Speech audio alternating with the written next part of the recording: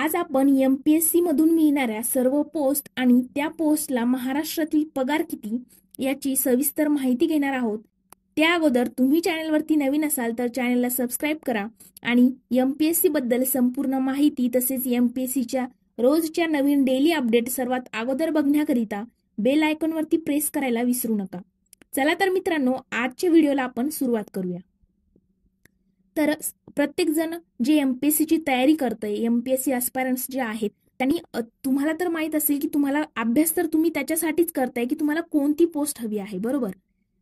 प्रत्येकाने आपलं ध्येय ठरवलेलं असतं की कुणाला डेप्युटी कलेक्टर व्हायचंय, कुणाला BDO व्हायचं आहे, कुणाला DYSP व्हायचं आहे। पण MPSCच्या सर्व ज्या लिस्ट पूर्ण पोस्टच्या ज्या लिस्ट आहे, क्लास 1 मध्ये किती पोस्ट, क्लास 2 मध्ये किती पोस्ट आहेत, त्यांचा पगार किती, याची उत्सुकता असते सर्वांना जाणून घेण्याची। त्यामुळे मी आजचा व्हिडिओ तुमच्यासाठी बनवलेला आहे।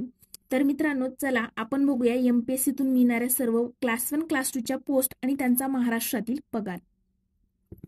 तर मित्रांनो, MPSC मध्ये क्लास 1 म्हणजेच गट अ च्या ज्या पोस्ट आहेत त्या आहेत 14 पोस्ट, म्हणजेच क्लास 1 च्या आहेत 14 आणि क्लास 2 च्या आहेत 14, अशा प्रकारे 28 पोस्ट MPSC च्या थ्रू आपल्याला पाहायला मिळतात। तर मग आपण क्लास 1 मध्ये ज्या 14 पोस्ट आहेत त्याची अगोदर संपूर्ण माहिती घेऊयात आणि त्यानंतर क्लास 2 च्या सर्व पोस्ट तसेच त्यांचा पगार बघूयात। तर क्लास 1 च्या जर पोस्ट बघितल्या तर त्यामध्ये पहिली आहे डेप्युटी कलेक्टर। तुम्हाला माहित असेल डेप्युटी कलेक्टर म्हणजेच उपजिल्हाधिकारी। तर ही पोस्ट जी आहे ती क्लास 1 ची पोस्ट आहे आणि त्यांची सॅलरी जी असते ती महाराष्ट्रामध्ये आहे 56,100 ते 1,77,500। आता तुम्हाला भरपूर ठिकाणी सेम सॅलरी दिसेल, तर असा याचा अर्थ होत नाही की सर्वांची सॅलरी ही सेम असेल। डेप्युटी कलेक्टर साहजिकच त्यांना जास्त असेल, त्याखाली आहे DYSP, तर अशा प्रकारे त्यांची कमी पण 56,100 ते 1,77,500 यांच्या दरम्यानच सर्व क्लास 1 ऑफिसरची काय असेल सॅलरी असतील। तर पहिलं बघितलं आपण डेप्युटी कलेक्टर म्हणजेच उपजिल्हाधिकारी, 56,100 ते 1,77,500 रुपये त्यांची सॅलरी असेल। क्लास 1 मध्ये दुसरी पोस्ट आहे DYSP, त्यांनाच आपण ACP असेही म्हणतो, डेप्युटी सुपरिटेंडंट ऑफ पोलीस। तर यांची सॅलरी जी आहे ती 56,100 ते 1,77,500 यांच्या दरम्यान। क्लास 1 मध्ये तिसरी पोस्ट आहे assistant commissioner of sales tax, म्हणजेच सहाय्यक राज्य कर आयुक्त, 56,100 ते 1,77,500 रुपये यांची ही सॅलरी असेल। त्यानंतर आहे क्लास 1 मध्ये चौथी पोस्ट आहे उपनिबंधक, म्हणजेच उपनिबंधक सहकारी संस्था। तर यांची जी सॅलरी असेल ती 56,100 ते 1,77,500। क्लास 1 मध्ये पाचवी पोस्ट आहे BDO म्हणजेच block development officer, department chief executive officer देखील आपण त्यांना म्हणतो, आणि मराठीमध्ये उपमुख्य कार्यकारी अधिकारी किंवा गट विकास अधिकारी। तर यांची सॅलरी असेल 56,100 ते 1,77,500 रुपये। क्लास 1 मध्ये सहावी पोस्ट आहे assistant director Maharashtra finance and accounting services, सहाय्यक संचालक। तर यांची जी सॅलरी आहे ती महाराष्ट्रामध्ये आहे 56,100 ते 1,77,500। तुम्हाला इथे सॅलरीवरती जास्त लक्ष द्यायचं नाहीये, कारण क्लास 1 ऑफिसर्सचे सॅलरी जे आहे ते 55,000च्या पुढे आणि 2 लाखाच्या आतच असेल। पण त्या पोस्ट कोणत्या याच्याकडे तुम्ही लक्ष द्या, म्हणजेच क्लास 1 च्या पोस्ट कोणत्या, क्लास 2 च्या कोणत्या, इंटरव्ह्यू मध्ये देखील तुम्हाला याचा फायदा होऊ शकतो। त्यानंतर सातवी पोस्ट आहे चीफ ऑफिसर। तर यांची सॅलरी जी आहे ती 56,100 ते 1,77,500 रुपये। क्लास 1 मध्ये आठवी पोस्ट आहे सुपरिटेंडंट ऑफ स्टेट्स एक्साइज, यामध्ये यांची सॅलरी असेल 56,100 ते 1,77,500 रुपये। त्यानंतर नववी पोस्ट आहे क्लास 1 ची नववी पोस्ट आहे education officer of Maharashtra education service, म्हणजेच शिक्षणाधिकारी, मराठीमध्ये आपण शिक्षणाधिकारी म्हणतो। यांची सॅलरी असेल 56,100 ते 1,77,500। क्लास 1 मध्ये 10वी पोस्ट असेल प्रोजेक्ट ऑफिसर म्हणजेच असिस्टंट कमिशनर, प्रकल्प अधिकारी किंवा सहाय्यक आयुक्त आपण मराठीमध्ये म्हणतो, त्यांची सॅलरी असेल 56,100 ते 1,77,500 रुपये. इथे आपण एक्झॅक्ट आकडा सांगू शकणार नाही, यांच्यामध्येच त्यांची सॅलरी असेल. त्यानंतर क्लास 1 मध्ये 11वी पोस्ट आहे डिप्युटी डायरेक्टर, उद्योग उपसंचालक, यांची सॅलरी असेल 56,100 ते 1,77,500 रुपये.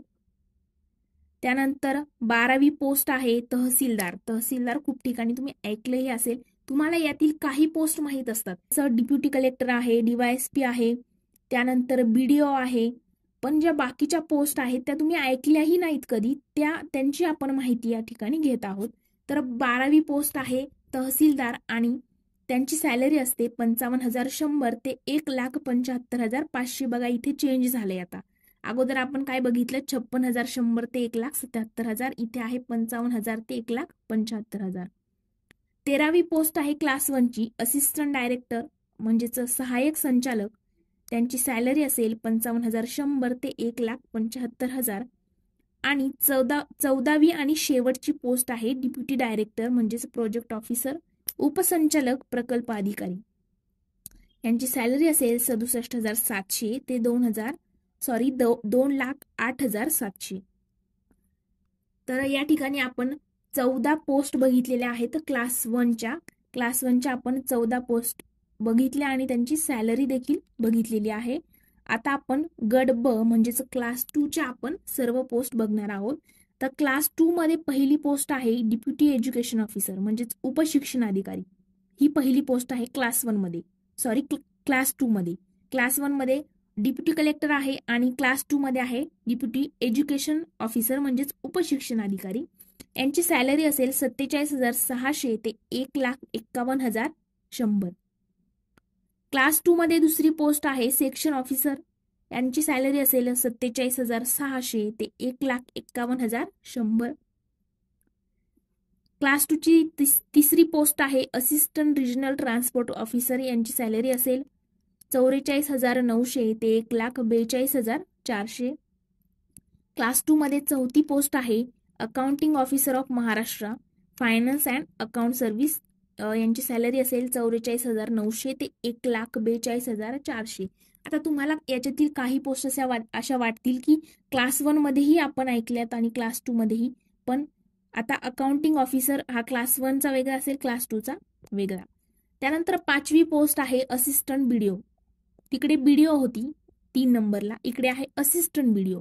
किती नंबरला आहे? 5 नंबरला गट ब मध्ये. यांची सॅलरी असेल 41,800 ते 1,32,300. इथे तुम्हाला सॅलरीचा आकडा वेगळा दिसेल प्रत्येक पोस्ट करिता. त्यानंतर 6वी पोस्ट आहे चीफ ऑफिसर. त्यांची सॅलरी असेल 41,800 ते 1,32,300 पर्यंत. त्यानंतर आहे क्लास 2 ची 7वी पोस्ट असिस्टंट रजिस्ट्रार. यांची असेल सॅलरी 41,800 ते 1,32,300. यानंतर गट ब चीच 8वी पोस्ट आहे डिप्युटी सुपरिटेंडंट लँड रेकॉर्ड्स, भूमी अभिलेख आपण त्यांना म्हणतो. त्यांची सॅलरी असेल 41,800 ते 1,32,300 पर्यंत. क्लास 2 ची 9वी पोस्ट आहे डिप्युटी सुपरिटेंडंट स्टेट एक्साइज. यांची सॅलरी असेल 41,800 ते 1,32,300. गट ब ची 10वी पोस्ट आहे असिस्टंट कमिशनर स्टेट एक्साइज. यांची सॅलरी असेल 41,800 ते 1,32,300. 11वी पोस्ट आहे गट ब ची skill development employment guidance officer. तर यांची सॅलरी असेल 41,800 ते 1,32,300. गट ब मधील 12वी पोस्ट इंडस्ट्री ऑफिसर. तर त्यांची सॅलरी असेल 41,800 ते 1,32,300. गट ब मधील 13वी पोस्ट आहे assistant project officer, administrative officer देखील आपण त्यांना म्हणतो, आणि त्यांची सॅलरी आहे महाराष्ट्रामध्ये 41,800 ते 1,32,300. आणि 14वी पोस्ट आहे डिप्युटी तहसीलदार. तर अगोदर आपण क्लास 1 मध्ये बघितलं तहसीलदार, इकडे काय आहे डिप्युटी तहसीलदार. तर यांची सॅलरी असेल 38,600, 12,02,800.